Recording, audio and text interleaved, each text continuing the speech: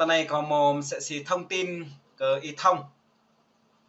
Y Thông sinh ngày 11 tháng 11 năm 1966, người dân tộc Ế Đê, không theo tôn giáo nào. Ông có quê quán tại Ia Ba, huyện Sông Hình, tỉnh Phú Yên. Tin nhiều là buồn kênh, xã Ia Ba, huyện Sông Hình, tỉnh Phú Yên. Bữa câu ăn độc tại tỉnh Phú Yên mà. Sau đó Y Thông này chỉ nặng ép là mà hết. Sát ama nhô thì là nào bốn quyền bố he. Serang chi chang yang mà đây Y Thông mạ bra nhiều kẹ kre họ làm pro tỉnh Đắk Lắk, tỉnh Đắk Nông, tỉnh Lâm Đồng, sẽ chỉ tỉnh Quảng Ngãi, Nha Trang, Bati Hòa nem sẽ nhiều point kẹ kre chúng ta đang bre nhiều kẹ kre ke để Acadega là đập người đây. Serang nhiều thứ trưởng bera nhiều mạ braนั่นนะnhư mạ bra mà dọn sẽ dân pia như mạ bra cái nóc naของsàn Việt Nam nhiều ba clay nhà pia nên clay tụ tưn cái nóc naของsàn nhưng mà bão clay tụ tưn cái anak deka buồn sang đây cái bông mà lang á làm pro tình nè cái riêng cái tình như mà Quảng Ngãi, Quảng Trị, Quảng Bình đi một sân nọ lên tỉnh Nha Trang này về Khánh Hòa này tỉnh Phú Yên này là tỉnh như về tỉnh Đắk Lắk này, tỉnh Lâm Đồng này, tỉnh Đắk Nông này, làm chi chàng tỉnh này để bộ sinh ạ mừng rây thông như mà bạ cờ nục nào khó sàn Việt Nam đúng lựa đúng cư như ba cái tiếp đa cái nạc đề gà để bộ mộ sẽ đấy bộ nhung sẽ xa cho bộ mạ bạ tôi xì có chi đăng đi bạo này Phùng Lâm Đồng yêu sẽ Nguyễn Phước Trọng, Phạm Minh Chính, Y Thông là lưu bồm cần yêu nên có doa nhu mạ lần là sân nhất đấy bộ Y Thông này mà mồ bạc lại nghe lại đập nàng cái buồn sang đấy ô còn năng như mạ bra cái gỗ sang như đôi làm chi chàng bra nhiều ngã là mà một chặt chìm cái buồn sang đấy ô bữa dần thế dần như mạ bra cái buồn sang nhu nập la buồn thuốc đây nè Đắk Lắk đây nè làm cái Tây Nguyên đây nè tôi xin như chi như giải phóng như này nào tấn công là ngày mùng 10 tháng 3 năm 1975 trong ngày 30 tháng 3 năm 1975 tháng 4 năm 1975 này sân net bộ mừng nắn sang hạ bự rộ lần là mà để dụ ya can riêng tàu keo làm chi chàng rộ bộ rỡ trố cái này thì bộ trố tớ thuần tòa bộ tòa ploma này đập nâng chi chàng tìm krim nhiều dân pia nè tài sản nặc đề ca đây nè lần là ID prim ching đây nè một tuộc lỗ thậm chí để bộ buồn kít xung hình Phú Yên sẵn mà sau này thông này chỉ nhiều mạ bạ thứ trưởng nhiều kẻ kre làm plot tỉnh Đắk Lắk, tỉnh Đắk Nông, tỉnh Lâm Đồng,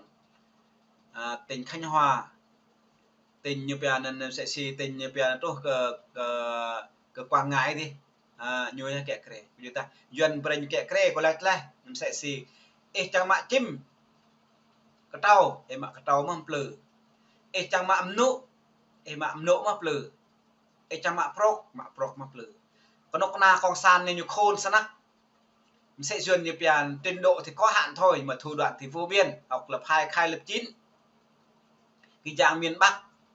cộng sản đa số là miền Bắc này như một lan tràn miền Nam sân miền Nam hoặc miền Bắc nhiều kinh mầm một dọ mình thế bộ tiêu sứ chuyên như biển tiêu sứ Ngô Đình Diệm Ngô Đình Nhu này tổng thống sẽ đặc biệt là tổng thống Phùng Việt Nam Cộng Hòa Ngô Văn Thiệu này như đệ mà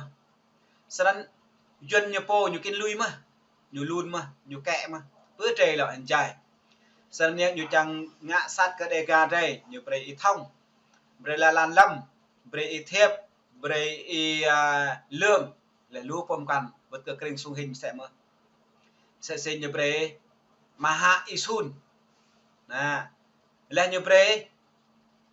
lũ pom cần đây bộ sẽ si lâu thì như pre ngạ chủ tịch xã huyện Xuân Tỉnh huyện thì hội lấy làm chi làm vàng bữa này để bộ làm chi mà vàng tục tồn tại mà hả thì hội tục tồn tại mà một tồn tại đó lên nên pre chi mà pro này sau này ít lăng nhá đề ga trên là tập ngư trên chi bẹ mừng ý thông bẹ mừng ý nào lại là làn lâm bẹ mừng ý lương bẹ mừng đề ga trên mạ bạ của dân nhu tiếp tay hàng dân chấm gì đây dân mươn cái ngàn nhung gì đây dân chẳng tất ra đây về nhu cặp mơ sẽ xì mạ bạ sẽ xì tế bô xíu hờ cu đây là bài nhu mạ bạ cờ cái nóc na không san Việt Nam vật cờ các bạn là untuk pelihara sẽ mà ngã tăng tích cái nặc đề gà đây sau đó nhá hằng dân nhiều hụi quất cho nên tâm hằng dân hằng đề đây nhiều cái tam tâm hằng đề để tăng tích còn giờ đây như mua bộ đỡ lưng nhiều phải trong lưng hay có trong lưng nhiều phùng cái nục na không san Việt Nam trong lưng nhiều tới ra nhầm gì như bìa ra như lẹ như tự cho ngã sát đề gà đây dân trong lưng dân mà mồ dạp nhiều sọ dân dạp nhiều dọ hết làm ra các nục nam tuần phùng từ nhiều nên về tự cho ngã sát nặc đề ga cha kamar đây tục ta ban lần là mà dọ xa là tập người Tây Nguyên đó vật từ Thái Lan vật từ Tarami sẽ mơ sau đó nhất nhiều chất ra đây như là trẻ phun rô như là trẻ trong pha như là trẻ nhiều biển phao hại trên sách đoàn kết sẽ nghe ít lăng mừng lâu thôn giờ vào tuần tốt chụp mà nặc đề ga đây như một cái triệt nặc đề ga đây idea đi lẽ sẽ xí nặc đề ga đây breaker tỉnh Đắk Lắk breaker đây là mà tỉnh Tây Nguyên này còn giờ đã đề ga đây bằng mực sập mi mực sập prang sebenarnya mi prang jing pre đề ga đây đục tí cái ngàn con nục na không san Việt Nam đục từ giúp gút lại phản nặc nục na không san Việt Nam mà pro thôn cao này lại sebenarnya để bố mình ta là bữa rồi như về công nghiệp hóa hiện đại hóa như về 4.0 này thời kỳ 21 này và mình ta là Arabia và mình ta là đi cái nhà chỉ pura ngạ ma plamun keter lần chỉ pura ngạ ma làm từng bức sang để ta mổ bữa rồi bữa gì cái này dần về thu hẹp diện tích đất đai càng ngày như về càng thu hẹp càng ngày càng nhiều bè này đang lẽ ra xóa đói giảm nghèo mà càng ngày là càng nghèo khổ con áp nhảy cái từ xóa đói giảm nghèo cái từ nhiều dân corona như pre như bè này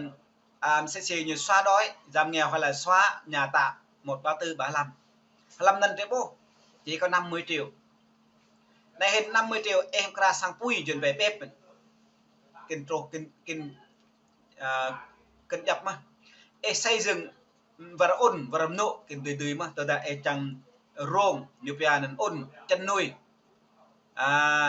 gia súc gia cầm này nhưng mà đúng tiêu chuẩn như 50 triệu không ăn thua không chi mà xây một căn nhà cấp 4 mấy cái giá 50 triệu nếu như rồi thì như xây đi để người dân qua đó ở mà như một xây ở như vậy cái trời thêm lúc có lệch vất cờ bực sang một nào cầm sẽ mà lúc đâm nhân mã thì mà pro triệu sẽ hàn gọi là làm cả như lại làm cả năm mà trả được 50 triệu 100 triệu cho mình không biết tính toán mình ngu đang chịu thôi phải không